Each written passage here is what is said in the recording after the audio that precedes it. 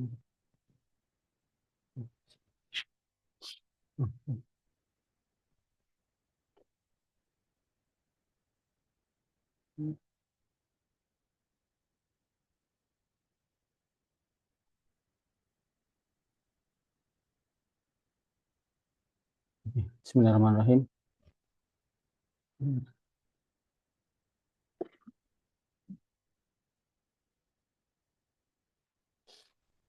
Bismillahirrahmanirrahim. Assalamualaikum warahmatullahi wabarakatuh.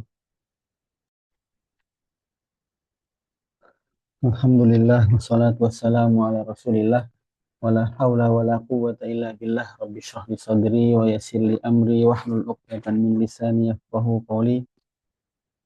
Alhamdulillah, insyaallah pagi ini kita lanjutkan membaca hadis Arba'in Nawawiyah yang ditulis oleh Imam An-Nawawi. Namun sebelum itu, mari sama-sama kita meluruskan niat, hanya mengharapkan ridho dari Allah Subhanahu wa taala. Dan juga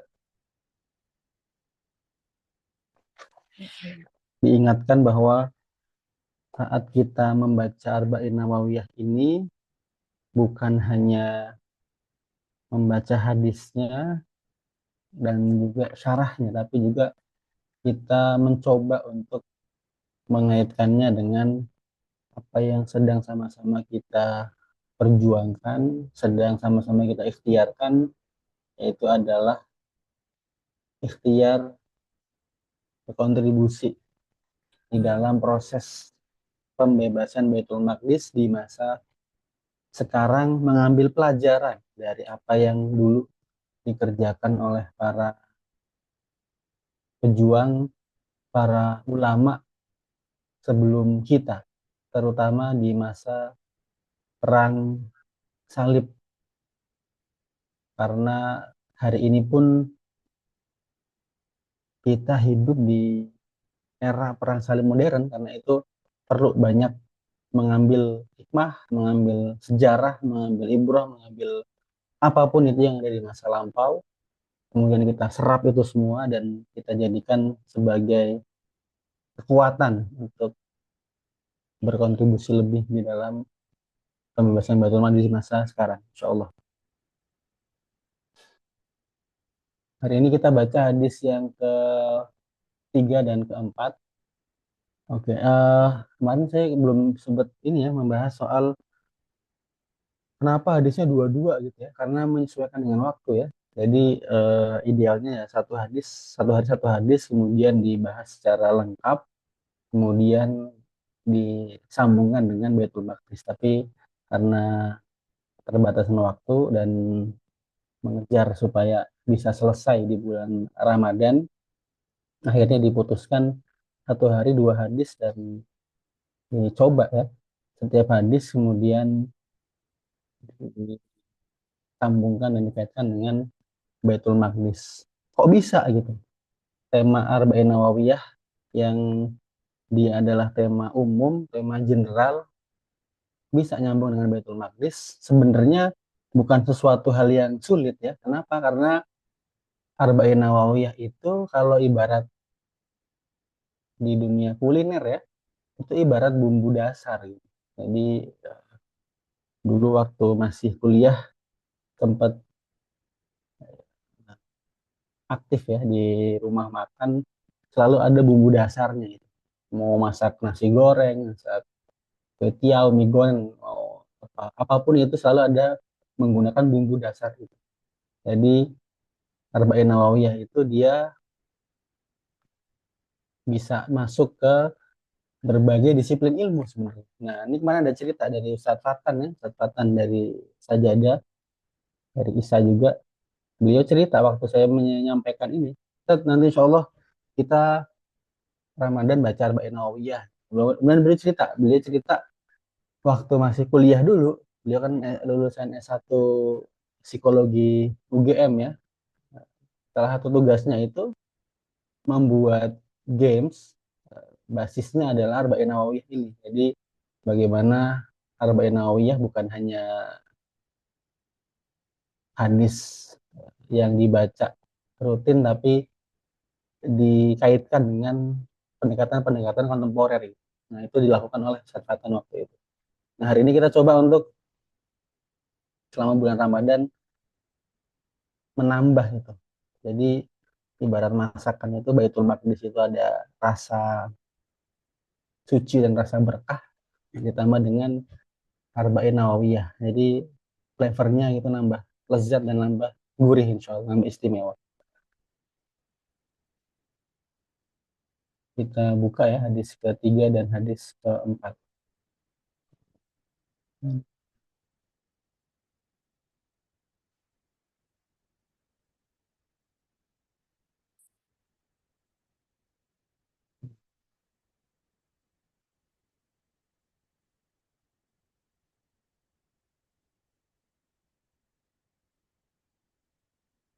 Hadis ketiga, Bismillahirrahmanirrahim. Qala al-musannifu rahimahullah, berkata Imam An-Nawawi rahimahullah, al-hadisu as-salih, hadis yang ketiga.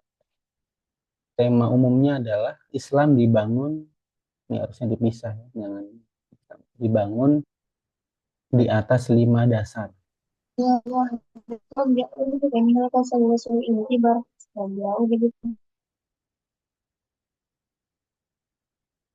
An Abi Abdurrahman ibni An Abi Abdurrahman Abdullah ibni Umar bin Al-Khattab radhiyallahu anhuma qala sami'tu an-nabiyya sallallahu alaihi wasallam yaqul buniyal islamu ala khamsin syahadati an la ilaha illallah wa anna muhammadan rasulullah wa iqamis salat wa ita'iz zakah wa hajjil baiti wa shaumi ramadan rawahul Bukhari wa Muslim. Terjemahannya, dari Abdullah bin Umar radhiyallahu anhu, dia berkata, Rasulullah sallallahu alaihi wasallam bersabda, Islam itu dibangun di atas 5 dasar. Persaksian syahadat bahwa tidak ada sesembahan yang berhak disembah kecuali Allah Subhanahu wa taala dan Muhammad adalah utusan Allah. Menegakkan sholat, menunaikan zakat, haji ke Baitullah dan puasa di bulan Ramadan. Nah, ini ada perbedaan penerjemahan ya, terutama untuk tema akidah. Jadi eh, syahadati alla ilaha illallah wa anna terutama syahadat alla ilaha illallah di sini diterjemahkan persaksian bahwa tidak ada sesembahan yang berhak disembah kecuali Allah Subhanahu wa taala. Ini versi teman-teman yang mengikuti mazhab akidahnya uh, Syekh Muhammad bin Abdul Wahab, kemudian kemudian mazhab akidahnya Ahmad bin Hambal rahimahumullah ajmain. Nah, itu beliau berpendapat bahwa maksud dari la ilaha illallah itu adalah ada kata tambahan, tidak ada yang berhak disembah kecuali Allah. Nah, sementara di versi mazhab akidah yang lain, terutama di Asy'ariyah dan juga di Al-Azhar tempat saya belajar, itu tidak ada kata tambahan yang berhak disembah. Jadi terjemahannya adalah persaksian syahadat bahwa tidak ada Tuhan selain Allah. Itu nanti kapan-kapan bisa dibahas karena cukup dalam itu antara tidak ada Tuhan selain Allah dan tidak ada sesembahan yang berhak disembah kecuali Allah. Nah, itu nanti masuknya ke ranah filosofis ya, karena sudah masuk ke ranah dalam dan deep dan perspektifnya itu kalau diterus-teruskan bisa dibentur-benturkan, padahal hakikatnya sama-sama ingin mengagungkan dan memuliakan Allah Subhanahu wa taala. Nah, itu catatan visi yang ketiga. Kemudian catatan lainnya adalah, nah ini kemarin hadis ke-1 dan kedua, ini kemarin tadi malam saat membaca dan menyiapkan materi gitu. Kemudian hadis pertama dan hadis kedua itu diriwayatkan adalah oleh Umar bin Khattab radhiyallahu anhu dan beliau adalah Amirul Mukminin yang memimpin pembebasan Baitul Maqdis yang pertama. Jadi hadis pertama kedua itu dari sisi perawi ya kita bisa memetik hikmahnya karena gini cara berpikirnya ulama itu terutama ulama klasik gitu. Jadi meskipun eh, di jadi gini, cara berpikirnya itu adalah sama, cara berpikirnya adalah cara berpikir Qur'ani. Qur'ani itu apa maksudnya? Maksudnya adalah setiap pemilihan judul, penempatan hadis, penempatan perawi, kenapa Umar dulu gitu, kenapa enggak riwayat yang lain, kenapa, itu selalu ada alasan di balik itu. Nah, di buku syarah ini tidak disebutkan itu secara mendetail, tapi eh, saya berhusnuzon ya kepada Imam Nawawi. Dan kalau dikaitkan dengan Baitul Maqdis, hadis pertama dan kedua dari perspektif perawinya itu adalah representasi pemimpin. Jadi representasi pemimpin Umar bin Khattab radhiyallahu anhu. Dan hadis yang ketiga itu adalah mewakili ulama. Ini adalah mewakili alim, seorang ulama, dan ulama ini adalah putranya Umar bin Khattab sendiri gitu, yaitu adalah Abdullah. Dan Abdullah bin Umar ini adalah salah satu dari empat empat Abdullah dari kalangan para sahabat. Ada Abdullah bin Umar, adalah Abdullah bin Abbas, adalah Abdullah bin Amr bin Al-As, dan terakhir adalah ada Abdullah bin Zubair. Jadi dalam, nah ini kita masuk ke ini ya, eh, tadi ada syarah, kemudian ada next level itu adalah hikmah. Kita mencari uh, deep meaningnya gitu ya. Kenapa hadis ketiga yang dicantumkan adalah hadis dari Abdullah bin Umar. Karena redaksi yang menjelaskan tentang Islam dibangun di atas lima dasar bukan hanya dari Abdullah bin Umar ya, ada beberapa redaksi hadis, tetapi yang dipilih oleh Imam An-Nawawi adalah hadis yang diriwayatkan oleh Abdullah bin Umar.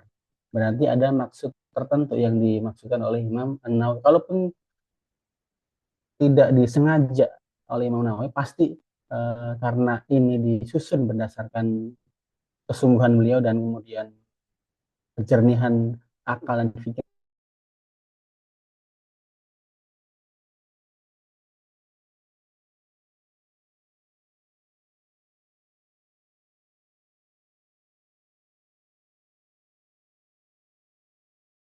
perpaduan antara ulama, antara pemimpin dan juga ulamanya. Dan itu terjadi bukan hanya di masa Salahuddin, tapi juga di masanya Rasulullah SAW, yang memulai dengan ilmu, kemudian lahirlah para sahabat, para pemimpin, dari Rasulullah SAW lahirlah para pemimpin dan juga lahirlah para ulama. Para pemimpinnya diantaranya adalah Umar bin Khattab, Abu Bakar Siddiq radhiyallahu anhum ajma'in, dan para ulamanya diantaranya adalah empat Abdullah yang disebutkan dari tadi. Jadi Rasulullah SAW itu mengkader pemimpin dan ulama sekaligus dalam waktu yang bersama. Dan itu juga terjadi ketika di masa perang Talib, ketika Baitul Maqdis dijajah tahun 1098, 99. Sebelumnya juga ada tokoh pendidikan ya, tokoh pendidik namanya Imam Al-Ghazali dan juga Syekh Abdul Qadir Al-Jilani, yang dari keduanya lahir para pemimpin dan juga para ulama yang berkontribusi di garis depan pembebasan Baitul Maqdis di masa itu. Jadi selalu ada itu perpaduan, pertemuan antara pemimpin dan juga ulama. Nah, ini hari ini kita saat ini sedang mengikhtiarkan. Bahkan di garis depan, kalau kita refleksikan ke Gaza, oh, pasti di sana ada pemimpinnya dan juga ada ulamanya. Itu satu hal yang niscaya terjadi di garis depan perjuangan di semua level perjuangan. Apalagi di Baitul Maqdis selalu ada perpaduan itu antara pemimpin dan juga dengan ulama. Nah, ini bisa kita petik dari hadis, dari perawi hadis satu, dua, dan juga hadis yang ketiga. Sekarang hadis yang keempat. Nah, hadis yang keempat takdir setiap manusia sudah tertulis.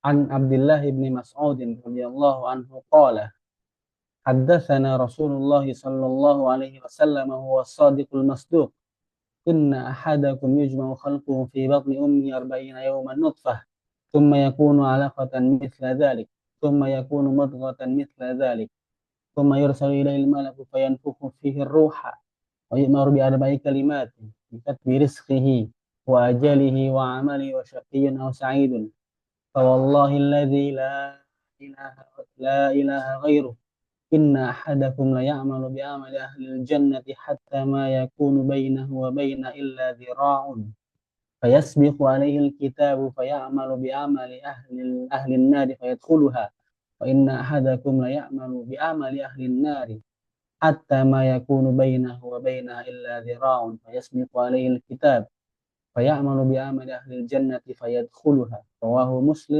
Bukhari wa Muslim. Terjemahannya dari Abu Abdurrahman Abdullah bin Mas'ud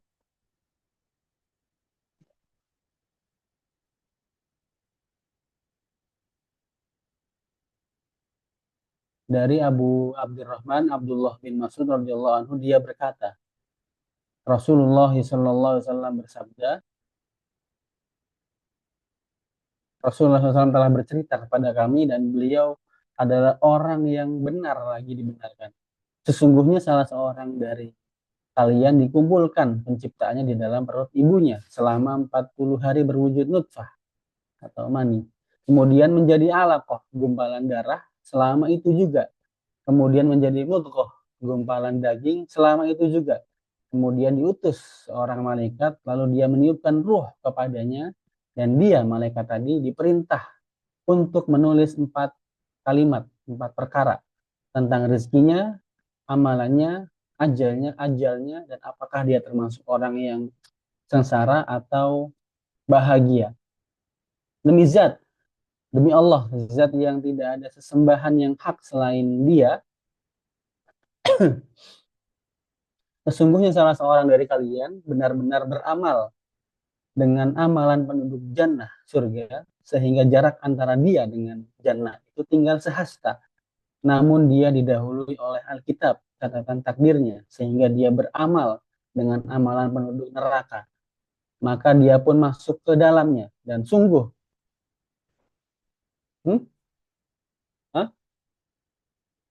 Ya, hmm? Apa? Masih yang tadi? Coba dulu.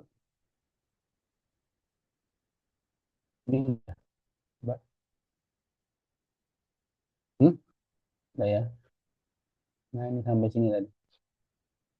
Demi Allah, zat yang tidak ada sesembahan yang hak selain dia, sesungguhnya salah seorang dari kalian benar-benar beramal dengan amalan penduduk jannah surga, sehingga jarak antara dia dengan jannah itu tinggal sehasta. Namun dia didahului oleh Alkitab, catatan takdirnya, sehingga dia beramal dengan amalan penduduk neraka. Maka dia pun masuk ke dalamnya, dan sungguh salah seorang dari kalian beramal dengan amalan penduduk neraka hingga jarak antara dia dengan neraka tinggal 1 hasta. Namun dia didahului oleh catatan takdir, sehingga dia beramal dengan amalan penduduk jannah. Maka dia masuk ke dalamnya. Diriwayatkan oleh Al-Bukhari nomor 3208, 3332, 5594, 7454, dan Muslim nomor berapa ini? Nomor 2643.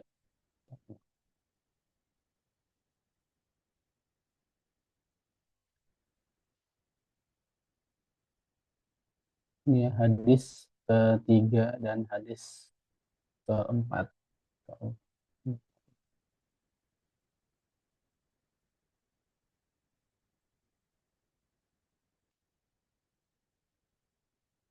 Nah, kalau hadis yang ketiga tadi perawinya adalah Abdullah bin Umar, salah satu dari empat empat ulama yang bernama Abdullah ya, dari para sahabat. Hadis yang keempat ini diriwayatkan oleh yang tidak kalah mulia ya, tidak kalah hebat dari Abdullah bin Umar, itu adalah Abdullah bin Mas'ud, salah satu dari 10 mubasyirin bil jannah. Nah, kalau lihat ini ya, lihat sirahnya perjalanan hidupnya Abdullah bin Mas'ud. Nah, begini ya cara ini ya. Kemarin kan ada yang nanya gimana bisa menghubungkan Arba'in Nawawiyah dengan Baitul Maqdis. Bagaimana caranya? Bagaimana tipsnya? Bagaimana referensinya?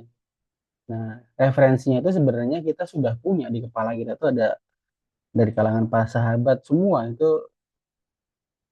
hafal kita Mubasyir bil Jannah dan lain sebagainya para sahabat dan perang-perang di zaman Rasulullah SAW kita sudah hafal. Nah, caranya adalah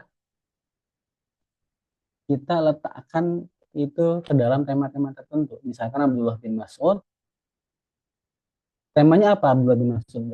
Temanya adalah pendidikan. Bagaimana karakter seorang Abdullah bin Mas'ud. Dan kalau bicara karakter bukan hanya kita lihat perjalanan hidupnya, maaf, bukan hanya lihat ujungnya, tapi lihatlah misalkan sebagai referensi digambarkan ya di film Musalsal Umar itu, serial Umar itu, Abdullah bin Mas'ud adalah pribadi karakter yang bukan karakter yang gagah kayak Umar ya, bukan karakter yang apa yang perawakannya itu gede besar enggak, tapi ringkih gitu, kemudian eh, digambarkan juga kakinya eh, kecil dan lain sebagainya, kemudian seorang penggembala kambing. Dan kalau melihat itu bagaimana proses berkembangnya itu Abdullah bin Mas'ud dari yang kondisi fisiknya penuh keterbatasan, tapi kemudian oleh Allah Subhanahu Wa Taala angkat derajatnya dengan apa? Dengan diantaranya adalah dengan ilmu, tidak lain adalah dengan ilmu, tidak lain adalah dengan ilmu. Abdullah bin Mas'ud Allah Subhanahu Wa Taala angkat derajatnya dari seorang penggembala kambing sampai menjadi orang yang memanggal kepalanya Abu Jahal. Dari sini kan bisa kita refleksikan gitu. Saat ini yang kita sedang mendidik putra putrinya, kemudian mungkin lihat putra putrinya ya kadang terutama dari orang tua ya di usia mungkin masih belum matang, masih remaja, masih masih usia SD, SMP, SMA yang mungkin usianya tidak jauh berbeda saat Abdullah bin Mas'ud pertama kali tersentuh, tersibuk dengan dakwahnya Rasulullah Shallallahu Alaihi Wasallam. Ketika mendengar ini dan yang sedang dikerjakan hari ini itu adalah mendidik anak-anaknya dengan tentang Baitul Maqdis dan lain sebagainya. Jadi ada muncul harapan gitu. Jadi memang yang dikerjakan Abdullah bin Mas'ud tidak langsung relate ke Baitul Maqdis, tapi yang bisa dipetik hikmahnya adalah ilmu itu bisa mengangkat Abdullah bin Mas'ud sedemikian hebatnya dari yang punya keterbatasan fisik dan lain sebagainya dan bukan orang dari level atas gitu ya, dari mengembala kambing sederhana mampu bisa menjadi orang yang memenggal kepalanya Abu Jahal, pemimpin tertingginya kafir Quraisy ketika itu. Artinya ada harapan ketika kita melihat anak-anak kita, kemudian peserta didik kita ya, anak-anak murid-murid kita, santri-santri kita, dan ditambah kita sedang mengajarkan, mendidik pendidikan Baitul Maqdis kepada mereka. Jadi caranya adalah dengan eh, Abdullah bin Mas'ud dengan ilmu, maka yang sedang kita kerjakan mendidik mereka dengan ilmu Baitul Maqdis, ada harapan itu di kemudian hari. Jadi bisa melampaui pandangan-pandangan fisik semata. Jadi Abdullah bin Mas'ud bisa menjadi inspirasi buat kita semua, bukan hanya sebagai pendidik, tapi juga sebagai orang tua dan juga sebagai pemuda dan pribadi yang sedang mencari teladan. Dan kemudian berikutnya adalah ini hadis ketiga dan keempat kan temanya sama itu. Dia temanya adalah tema tentang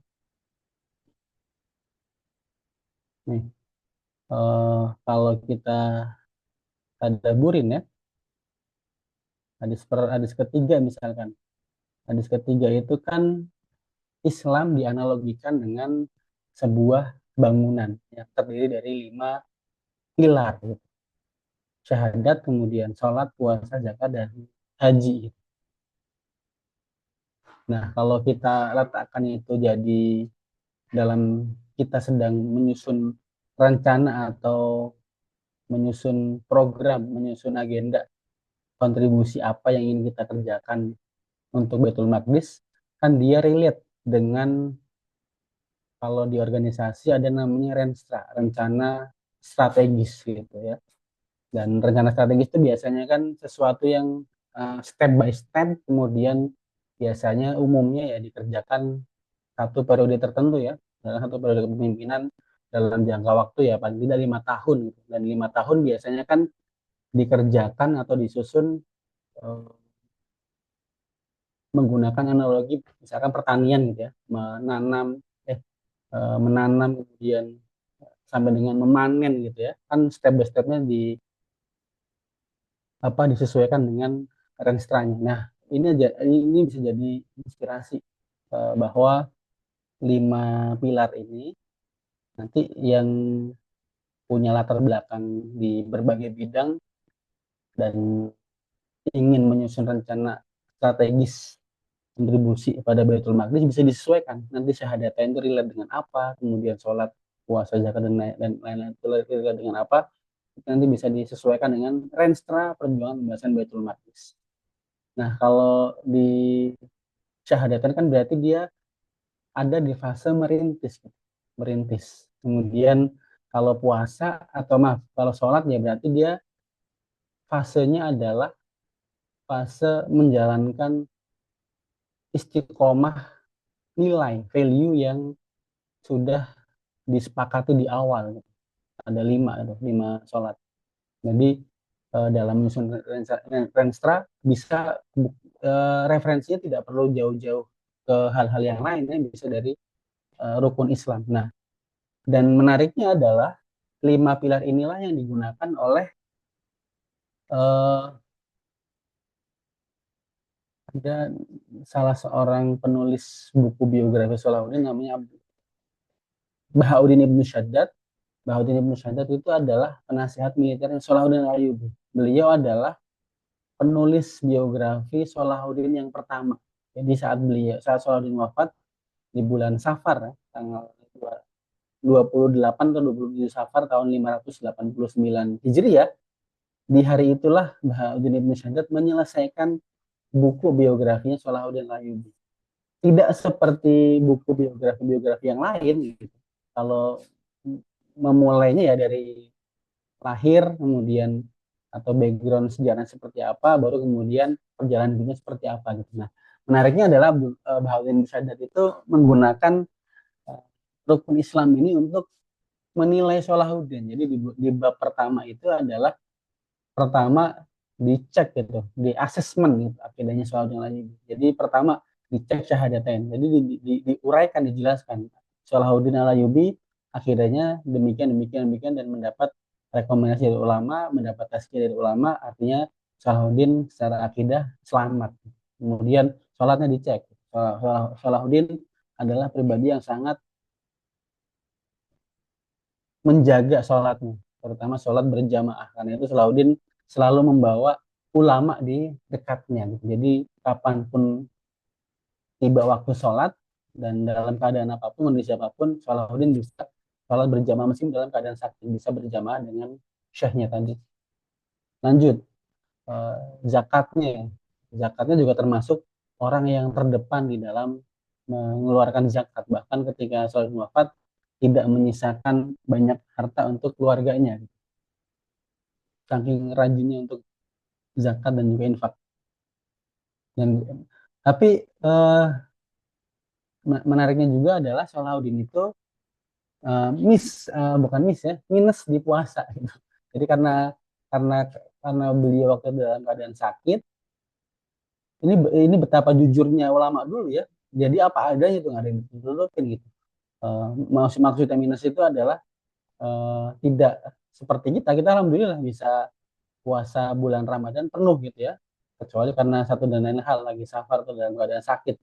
Salahuddin waktu itu uzurnya bukan sakit dan juga bukan karena safar, tapi uzurnya adalah waktu itu dalam keadaan berperang, ditambah juga dalam keadaan sakit. Jadi Salahuddin beberapa kali eh, harus mengkodok puasa. Jadi tidak, kalau dibandingkan dengan kita mungkin lebih lebih lebih lengkap kita itu puasanya dibanding Salahuddin. Karena Salahuddin waktu itu sambil berperang, kemudian juga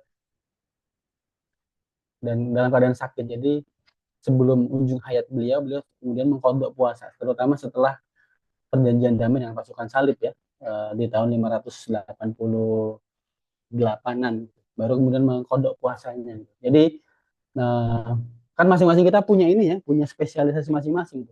Ada yang nyaman dengan, bukan nyaman ya, ada yang ibadahnya itu sholat banget gitu. Jadi ketika sholat dia tenang, kemudian inspirasi masuk, kemudian bisa khusyuk dan lain sebagainya. Ada yang secara kondisi fisik mungkin dia lebih cocok, bukan cocok ya, lebih menikmati gitu, menghayati ketika ibadah puasa. Ada yang dia terdepan dalam ibadah zakat dan haji dan seterusnya. Masing-masing dari kita pasti punya kekhususannya masing-masing. Nah ini juga terjadi pada Salahuddin Al-Ayyubi sebagai tokoh sosok yang selama ini kita lihat untuk bagaimana pergerakannya, bagaimana akhlaknya sebagai seorang yang memimpin pembebasan Baitul Maqdis. Nah, yang miss juga adalah, bukan miss ya, ini adalah eh,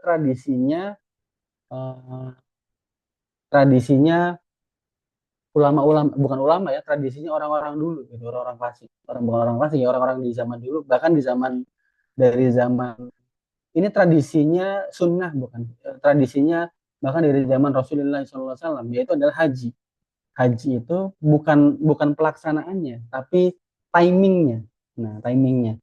Kan Rasulullah SAW haji itu ada haji wada, haji perpisahan. Jadi kapan itu terjadi haji wada? Sesudah Rasulullah SAW menyelesaikan semua tugas beliau. Dan tugas terakhir beliau diantaranya adalah menyiapkan pasukan Usama bin Zaid. Tugas terakhir beliau SAW sebelum berangkat haji wada itu adalah menjalin kerjasama dengan kabilah-kabilah yang ada di sekitar jalur menuju Baitul Maqdis di tahun 11 Hijriah setelah perang Tabuk.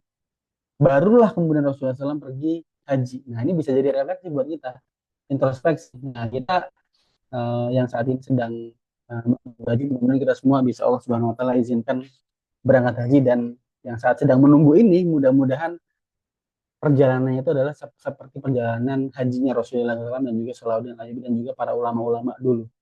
Gimana? Nah itu hajinya tuh di ujung sebelum wafat dan setelah menyelesaikan tugasnya itu hebat dan dahsyatnya.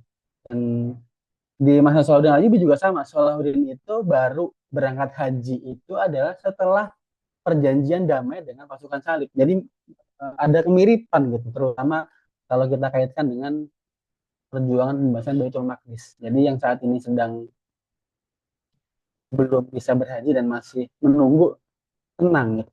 Karena Rasulullah SAW pun dulu haji wadanya itu bukan di tahun 2 Hijriah, bukan di tahun 3, 4, 5, enggak. Rasulullah SAW haji wadanya itu adalah di tahun 11 Hijriah menjelang beliau wafat Sallallahu Alaihi Wasallam. Salahuddin pun sama. Salahuddin di tahun 13 tahun sebelum Baitul Maqdis merdeka, itu jalur Hijaz itu sudah merdeka gitu. Sudah, artinya Salahuddin kalau mau menyelesaikan ibadah haji sangat mudah dan gampang sekali bagi Salahuddin untuk izin dulu ya, mau haji dulu nih gitu, mau berangkat haji, sangat mudah. Tapi itulah yang dilakukan oleh itulah mindsetnya Rasulullah memandang timing untuk berangkat hajinya gitu. Dan itulah yang dilakukan juga oleh Salahuddin Al-Ayyubi. Nah, kalau kita memetik hikmahnya dahsyat sekali itu. Rasulullah SAW itu haji itu setelah menyiapkan perbekalan terakhir mungkin ya, bisa dibilang bagi penerusnya gitu. Nah, ini bisa jadi misi jangka panjang juga nih buat kita nih, yang saat ini sedang menunggu keberangkatan haji dan sedang menyiapkan untuk keberangkatan haji, sedang mengantri ya, itu bisa meneladani Rasulullah SAW. Sebelum haji wada beliau menyiapkan bekal terakhir gitu, persiapan terakhir buat generasi pelanjutnya. Jadi ketika Rasulullah SAW wafat, itu Abu Bakar tinggal terima jadi itu. Usama bin Zaid sudah tinggal berangkat, kemudian logistiknya di daerah Syam sudah di jalurnya sudah aman dan sebagainya, itu sudah aman gitu. Nah ini bisa jadi pelajaran dan teladan bahwa saat sedang haji ini menunggu bisa meniru, meneladani apa yang Rasulullah SAW lakukan dulu di pembebasan Baitul Maqdis yang pertama. Sebelum haji menyiapkan bekal, menyiapkan warisan buat generasi penerusnya, dan warisan itu adalah yang menentukan pembebasan Baitul Maqdis di masa itu. Dan itu juga dilakukan oleh Salahuddin Ayyubi. Salahuddin Ayyubi hajinya itu juga terakhir gitu, di ujung hayat beliau barulah kemudian beliau pergi haji setelah tenang, setelah selesai semua urusan, baru kemudian beliau haji. Jadi buat yang saat ini sedang mengantri haji, menunggu, mengikhtiarkan, mudah-mudahan Allah Subhanahu wa taala mudahkan, tapi yang nggak kalah penting adalah coba mulai difikirkan bagaimana dalam perjalanan haji itu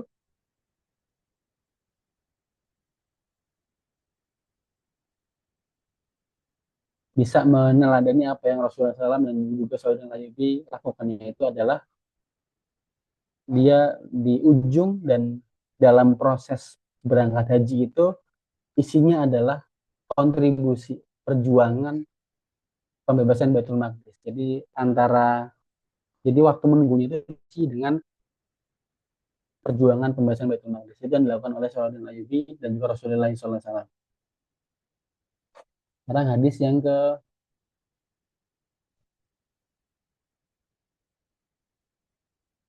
hadis yang ketiga ya. Sekarang hadis yang keempat. Coba kita dari sisi redaksinya sama gitu. Jadi kalau hadis yang pertama itu adalah berarti kan kata kunci di hadis yang ketiga dan keempat ada pada satu. Hadis ketiga bicara tentang pilar, artinya step by step ya bangunannya, membangun, menyusun. Dan yang kedua, hadis yang keempat itu kata kuncinya ada pada kata fase gitu. Jadi dan ini dua kata ini sangat relate dan relevan dengan kita-kita yang sedang menyiapkan pembebasan itu, terutama karena kita sedang di fase sedang di fase menyiapkan, bukan sedang di fase menyambut kemenangan, tapi sedang di fase menyiapkan. Dan dalam fase menyiapkan kita butuh menyusun bangunan yang pilar-pilarnya bisa kita sesuaikan dengan rukun Islam. Kenapa tidak menggunakan referensi lain? Nah, ini hebatnya Islam ya. Dan hebatnya Islam kemudian minusnya kita sebagai muslimin, kita mencari referensi untuk menyusun rencana, menyusun agenda dari referensi-referensi lain, padahal di Islam itu sangat sistematis. Dia sangat, ya kalau orang hari ini mungkin untuk terutama di referensi-referensi self development dan lain sebagainya, atau time management dan lain sebagainya, itu kan eh, biasanya pakai rumusan-rumusan angka ya gitu ya. Islam sebenarnya lebih hebat gitu. Tinggal kitanya saja menggunakan perspektif lain. Kalau selama ini kita lihat rukun Islam 5 itu syahadat, puasa, dan sampai haji, kenapa tidak kita gunakan itu untuk keseharian kita, untuk menyusun rencana pribadi, menyusun rencana organisasi, dan lain sebagainya, menggunakan standarnya rukun Islam. Seperti apa praktisnya?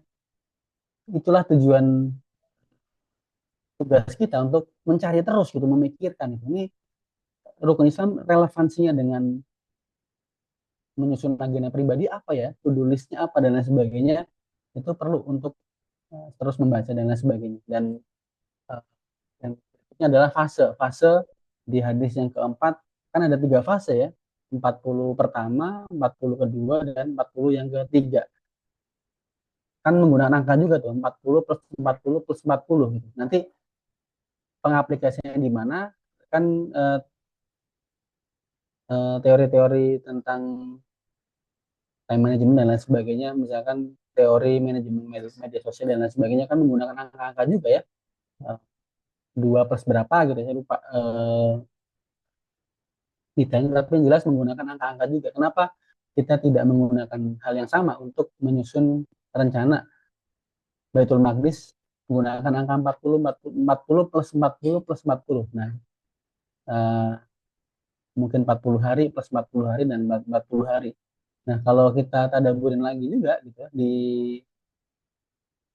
Allah Subhanahu wa taala memberikan nyawa itu di sesudah 40 yang ketiga gitu, artinya setelah 120 hari. Jadi buat ini pelajaran juga, hikmahnya adalah saat kita sedang menyusun rencana, saat sedang berjuang, berikhtiar, mungkin di awal eh, semangat gitu, semangat, kemudian di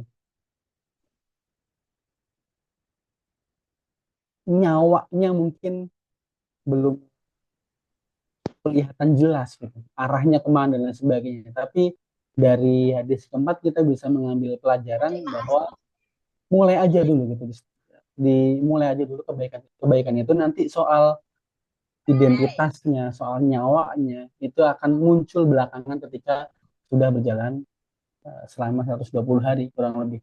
Nah, sebagai penutup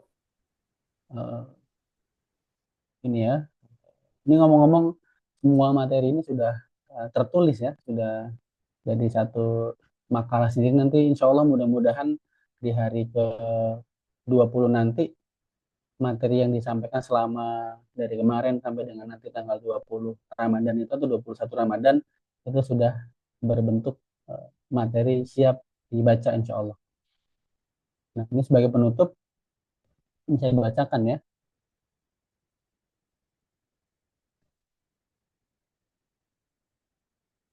Nah, kesamaan antara hadis ketiga dan keempat terletak pada kata proses gitu. Jadi bahwa sebagaimana Islam berproses secara bertahap dari syahadat, dari istiqomah, sholat, hingga mampu menunaikan ibadah haji, juga berlaku hal yang sama dalam perjalanan kita memperjuangkan pembebasan Baitul Maqdis. Ada tahap-tahap dan ada proses yang kita lewati. Juga bahwa sedang di manapun fasenya saat ini, selama kualitas nutfahnya, nah ini yang tadi terlewat ya, kata nutfah. Nutfah ini setetes air mani. Mohon maaf, Islam sangat memuliakan ini. Dia kalau dianalogikan nutfah itu kan dia adalah saripati dari apa yang dikonsumsi, apa yang diproses oleh tubuh, kemudian lahirlah setetes nutfah itu.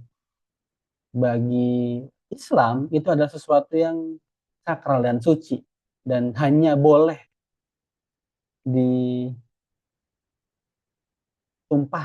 di waktu dan di tempat yang sah dan yang sakral dan yang suci gitu. Bagaimana Islam memuliakan ini. Dan bila dibandingkan dengan peradaban jajah Zionis, nah ini nanti mungkin yang di Majelis Mamunah sering ya mendengar materi dari Ode, diantaranya adalah yang concern untuk merusak nutfah ini, bagaimana tumpah ruah di tempat yang tidak seharusnya menjadi fitnah di akhir zaman ini, di fitnah di zaman kita sekarang, bagaimana nutfah itu tumpah dan tidak terkontrol gitu, tidak dipandu oleh syariah, dan diantara yang berkontribusi pada kerusakannya adalah Zionis, karena yang memiliki pemilik dari situs-situs porno di Jepang dan di dunia itu, menurut penelitian yang dilakukan oleh Bu Santi ya, OD, itu adalah rabi-rabi Yahudi. Jadi saat kita sedang mengikhtiarkan menjaga kesucian diri kita, itu itu sama saja kita sedang melawan penjajah hakikatnya. Jadi buat kita doakan mudah-mudahan anak cucu kita Allah Subhanahu wa taala selamatkan dari fitnah zina. Nauzubillah min dzalik. Saat kita sedang menjaga anak kita, menjaga santri kita dari fitnah zina itu, hakikatnya kita sedang melawan penjajah karena bosnya mereka yang mencoba merusak generasi muda dengan mencoba menumpahkan nutfah ini yang harusnya dia sesuatu yang mulia, sesuatu yang sakral, dan dia menjadi cikal bakal lahirnya para pembebas justru dirusak oleh penjajah. Jadi yang saat ini sedang memperjuangkan hal kecil tadi ya, sederhana, itu hakikatnya sedang memperjuangkan atau sedang melawan penjajah karena dia sedang menjaga nutfah itu supaya tidak tumpah di sembarang tempat dan supaya tumpah di tempat yang lebih berkah, insya Allah. Dan nutfah ini kalau karena dia saripati bisa kita analogikan sebagai seperti ilmu. Jadi dia dasarnya adalah nutfah, kemudian menjadi segumpal darah dan kemudian menjadi segumpal daging. Dia bertransformasi gitu, nutfah dari status nutfah dari segumpal darah kemudian segumpal daging. Sama seperti dengan ilmu, dia di fase awal adalah Abdullah bin Mas'ud yang seorang pengembala. Di fase Madinah lain lagi. Di fase ujung hayatnya dia adalah seorang yang menjadi orang kepercayaan Umar bin Khattab di Kufah. Bagaimana ilmu bertransformasi sama seperti bertransformasinya nutfah yang dijaga menjadi saripati, menjadi segumpal darah dan segumpal daging. Dan insya Allah ujung dari perjalanan panjang perjuangan ini sama seperti ujung hadis ketiga. Ujung hadis ketiga, Cuma takbir. Namun kali ini takbirnya takbir kemerdekaan Baitul Maqdis juga sama seperti ujung hadis keempat, peniupan ruh dan pencatatan amal perbuatan. Dan insya Allah semua yang diperjuangkan dicatat sebagai kemenangan pembebasan, baik pembebasan Baitul Maqdis maupun pembebasan kita semua dari siksa api neraka karena telah memperjuangkan tanah sucinya. Demikian, eh, bila ada yang ditanyakan dipersilakan. Wallahu taala alam bisawab.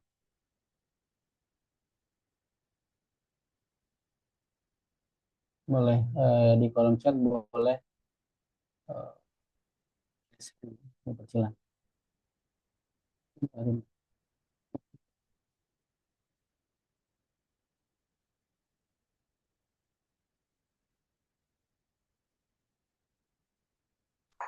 Assalamualaikum warahmatullahi wabarakatuh. Waalaikumsalam warahmatullahi wabarakatuh. Barok. Ya Allah. Ya, salam kenal Ustaz di Ya, Sat. Bogor. Di Bogor, Insya Allah. Di Ya sebelah mana Ustaz, nih, Sat? Alhamdulillah khair. Barakallahu fiik. Ini Ustaz, menyikapi tentang kondisi ya, bagaimana memperjuangkan Baitul Maqdis. Ini problem problem di umat ini kan wa'tasimu bihablillahnya masih perlu juga diperjuangkan ya sehingga terjadilah wala tafarruqu gitu kan. Nah, karena ada sejarah mungkin yang dari eh, para ya para para praktisi sejarah yang belum belum apa ya membongkar dalam tanda kutip misal teman-teman yang alumni dari Madinah gitu kan itu terkadang membangun loyalitas ukhuwahnya tidak sekuat gitu dengan alumni-alumni dari Mesir, Yaman dan yang lain gitu Ustaz. Nah, ini kan PR karena ada kajian ilmu karena sempat ada ya bertebaran lah di media terkait dengan sejarah bagaimana penaklukan Konstantinopel atau Al-Aqsa ini. Nah, perlunya dengan kajian online seperti ini juga sepertinya perlu ada kalau zaman dulu kan ini saja waktu aktivis kampus tuh ada gerakan-gerakan halakoh gitu ya. Jadi ada Iya. madrasah online saat ada Oh, madrasah online. Misal ya walaupun nanti Ustadz misal berjauh ya jaraknya daerah mana Ustadz tinggalnya? di Jogja, Ustaz. Di Jogja. Oh iya Jogja. Nah nanti misal saya membentuk halakoh di IPB, misal saya di Bogor kan gitu Hmm. ya. Insya Allah ada koneksinya. Nah maksudnya biar saling terkoneksi sehingga paling tidak memperkuat akar kepemahaman dalam sejarah generasi gitu ya, generasi ke generasi, apalagi sampai ke SMA kan, SMP, masya Allah, karena Hmm. sejarah ini yang nggak didapatkan terkadang gitu, sehingga menjadi korban generasi kita nih tidak paham sejarah. Nah, pertanyaannya dalam kolerasi dari hadis yang tadi Ustadz sampaikan, hadis arba ini kan hadis yang cukup singkat ya, untuk dikaji gitu ya, karena saya lihat tadi di dasar pertama pembahasan ini apakah memungkinkan tema-tema begini gitu kan bisa dimulai dengan pola tadi saat Ya. misal madrasah offline gitu Ustaz. Itu aja sih. Jadi belum ke tema materi, Afwan, karena ini lagi anak sakit dari jam kosong kosong nih belum istirahat, jadi sampai sekarang masih gendong-gendong, jadi kurang Semoga lekas sembuh, Ustaz. tepat Putra nih putri, materinya. Ustaz? Ya, Pak, iya, Afwan ya, Ustaz. Yang sedang sakit putra atau putri, Ustaz? Anaknya, Ustaz? Ini yang putri ini baru umur 9 bulan, jadi Dua, Ustaz. dari jam kosong kosong belum Ya, tidur-tidur lagi nih. Tidur bangun. Itu dulu saat insya Allah nanti saya ada agenda roadshow ke Jogja saat Masya semoga Allah. bisa bisa Insya Allah, apa Ustaz. Mampir, insya suami Allah ya. nanti saya tukar nomor ya. Saya Insya ada Allah. agenda mungkin cukup lama di Jogja sekitar sepekan kali. Masya Allah. Mampir, insya Allah. Mudah-mudahan putrinya Insya lekas Allah. sembuh, Ustaz. Insya Allah. Iya, Ustaz, Ya, syukron. terima kasih, Ustaz Mubarak, atas Amin, amin. sharingnya ya. Ya, Jadi, Kak. menanggapi dari mana ya? Ini dulu mungkin saja. Jadi kemarin itu saya juga baru ikut forum ya, forum, dan di forum itu diceritakan realita dakwah terutama di sini di Jogja di kampus. Jadi sejak 10 tahun terakhir itu sempat meredup gitu, eh, dakwah di kampus sebagai ikonnya kan Maskam tuh, Masjid Kampus UGM. Nah, menurut beliau gitu, menurut yang disampaikan, di Jogja ini di kampus eh, sedang mengalami penurunan gitu dari sisi intensitas dan juga dan lain sebagainya. Itu di realita dakwah di kampus juga sama di di Jogja ada keterbatasan itu. Kemudian di belum lama ini di sekitar mungkin 3 bulan yang lalu ya, eh, saya diundang untuk mengisi kajian juga di salah satu kampus di Jogja yang ini tidak apa-apa ya saya nyebut eh, latar belakang gerakan ya dari Muhammadiyah. Ditanyakan gitu, ini pematerinya eh, dari Muhammadiyah bukan gitu, dan dicari-cari gitu, dan karena saya dulu di Mesir sering main ya kemana-mana ya, termasuk ke Muhammadiyah, saya bilang aja saya dulu sering bermalam nginep di TKA-nya Muhammadiyah gitu. Jadi eh, apa ya, ada kekhawatiran juga di internal masjid kampus untuk mengadakan kegiatan, jadi masing-masing kayak punya tempat sucinya sendiri gitu, dia punya tempat Iya, sucinya iya, iya. gitu saja. Jadi realita di sana itu. Kemudian ada secerca harap, bukan bisa dibilang. Tadi kan soal wa'tasimu bihablillah gitu ya. Saya yang basisnya santri, kemudian eh ini saya kalau boleh sharing ya, saya itu backgroundnya adalah dari lulusan pesantren Salafi di Jogja di Islamic Center Binbas. Kemudian Allah takdirkan saya kuliah di Al Azhar yang sangat kontras gitu. Bahkan sempat ada pertarungan pergolakan ideologis tuh di hati saya waktu selama bertahun-tahun di Al Azhar. Nah, itu. Di Al Azhar kan, nah, sesat semua ini Al Azhar. Akhirnya kemudian baru di tahun berapa? Tahun ke-7, 8 barulah kemudian saya insaf gitu. Kemudian saya duduk ke majelisnya, sempat sedikit nangis itu karena wah, bertahun-tahun saya di Mesir memaki-maki Al Azhar, setelah duduk, wah ini ilmiah banget gitu, selalu ada argumennya gitu. Jadi sekarang itu ketika bisa di tengah-tengah itu, ketika ada yang mencela teman-teman Salafi, oh saya bisa membela gitu karena saya mengerti sudut pandang yang disampaikan. Kemudian ketika ada yang mencela teman-teman Asy'ariyah dan lain sebagainya, oh, saya akan terdepan untuk membela karena saya mengerti sudut pandangnya gitu. Itu kan di level santri, tapi di level yang awam, kemarin saya ngobrol dengan kawan ya, teman kuliah, justru yang dilihat sekarang sudah bukan itu, sudah ini serta harapan kali ya. Kalau Ya, di level orang tuanya kayak saya ini ya, usia 30 ke atas kan masih masih kental itu dengan perselisihan dan apa ya, perdebatan di level akidah atau level itulah. Tapi di mahasiswa saya nanya, dia justru ngefans dengan misalkan Ustadz Felix itu, yang dia mungkin nggak ngerti background Ustadz Felix artinya dan lain sebagainya, tapi dia sudah melihatnya sebagai sosok dan tokoh gitu. Jadi yang dilihat adalah bagaimana argumen Ustadz Felix yang logis dan enak didengar gitu. Jadi bukan lagi Ya, sudah tidak ada sekat-sekat tuh Ustadz. Jadi ini perlu dicek juga tuh di kalangan mahasiswa. Kayaknya sudah di mereka sudah ini Ustadz, alhamdulillah sekatnya itu sudah nggak ada tuh.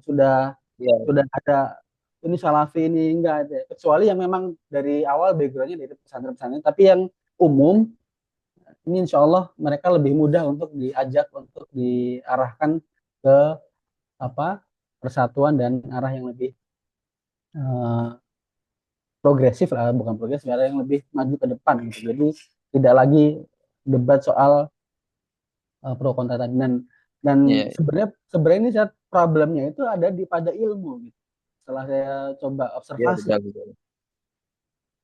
di teman-teman salafi, dan itu bisa cek di belakang, misalkan kemarin di perang Taufan Al-Aqsa mereka pada diem kan, kenapa? Karena Ya, karena di kepala banyak orang masih terpisah-pisah gitu antara sekatnya. Jadi melihat Palestina, melihat Baitul Maqdis itu bukan satu Syam, dia melihatnya Palestina sendiri, Syam itu iya, adalah Suriah. Coba bandingkan ketika uh, Ahmad Syarok berhasil memimpin menguasai Damaskus, teman-teman Salafi naik semua itu, angkat suara gitu. Karena hmm, bagi mereka literasinya, literasi klasiknya, memang referensinya adalah Syam semua, Ustaz. Syam, iya, Syam, Syam. Tinggal di tinggal dijembatani bahwa Syam itu termasuk diantaranya Gaza, Baitul Maqdis, Palestina dan lain sebagainya.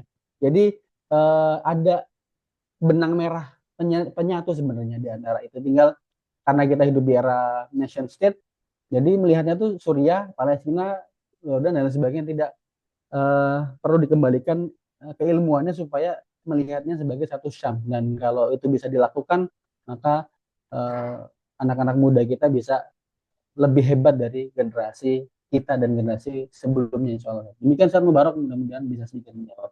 amin, amin. Ya, karena memang tersekat dalam sisi belumnya ini keimanan ya. Makanya aneh rencana agenda silaturahmi ke Ustadz Abduh Tuesikal.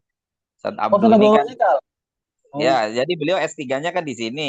Aneh ada misi lah, ada misi kolaborasi dia guru dengan saya beliau. Ustaz. Hah? Beliau guru SMP saya tuh, guru fisika Ya, saya beliau. jadi kalau sisi usia kan Ustadz Abduh nggak jauh dari saya lah kan. Artinya Hmm. saya ada misi kolaborasi dan saya akan berkunjung silaturahmi ke beliau. Beliau kan menggiatkan program Kampung Sedekah, foundernya dari sini. Ya ini keluar tema dikit, intinya sih ini perang di media aja nya Ustadz. Kalau mungkin di tataran kayak Ustadz Feli kan alumni IPB sini ya. Pastinya kalau mahasiswa IPB lebih familiar ke pergerakan, ke kerinduan, kebersatuan umat. Aneh juga anak di Ustadz Budi Azhari kan lama ya, Iya. sampai sudah SMA anak aneh. Jadi aneh mengikuti Kutab Al-Fatih ini kan dari 9 tahun yang lalu. Jadi aneh rindu itu dan Ustadz Budi walaupun di Madinah tapi kan pola pemikiran sejarah peradabannya kan tetap bagaimana saudara kaum muslimin di Al-Aqsa merdeka. Nah itu saja mungkin tanggapannya Ustaz. Semoga nanti kita bersambung offline insya Allah. Insya Allah, Ustaz. Insya Barakallahu fikum jami'an pada semua Allah. grup. Afwan agak keluar tema kajian ini. Nanti, nanti lanjut di WA insya Allah. Insya Insya Allah. Allah Ustaz. Oke, ada Fadzal. lagi yang ingin ditanyakan? Kalau tidak kita cukupkan ya. Nanti kita lanjutkan di esok hari insya Allah. Ada lagi yang ingin ditanyakan, yang bertanya? Cukup ya insya Allah ya. Oke, baik, kita akhirin, kita cukupkan. Mohon maaf atas banyak kalian khilafnya. Kita tutup dengan membaca doa doa kafaratul majlis. Subhanakallahumma rabbana wa bihamdika asyhadu an la ilaha illa anta astaghfiruka wa atubu ilaik. Assalamualaikum warahmatullahi wabarakatuh. Assalamualaikum. warahmatullahi wabarakatuh. Syukur, Ustaz.